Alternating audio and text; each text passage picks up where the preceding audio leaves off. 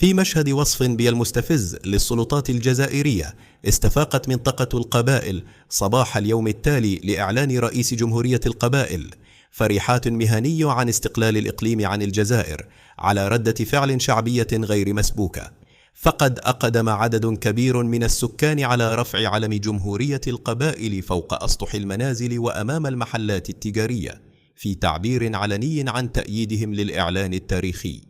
ولم تتوقف مظاهر التحدي عند الأعلام، إذ تحولت جدران الشوارع والأزقة إلى لوحات احتجاجية كتبت عليها شعارات لافتة أبرزها: يحيى الشعب القبائلي الحر، والحرية لتقرير المصير، في رسالة مباشرة تعكس حجم الاحتقان والانفصال الوجداني عن السلطة المركزية في الجزائر. هذه التحركات الصباحية المفاجئة كشفت بحسب متابعين أن إعلان فرحات مهني لم يكن خطوة معزولة، بل وجد صدى واسعا داخل الشارع القبائلي، ما يضع النظام الجزائري أمام واقع سياسي واجتماعي محرج، وينذر بتصعيد جديد في ملف ظل لعقود من أكثر الملفات حساسية داخل البلاد.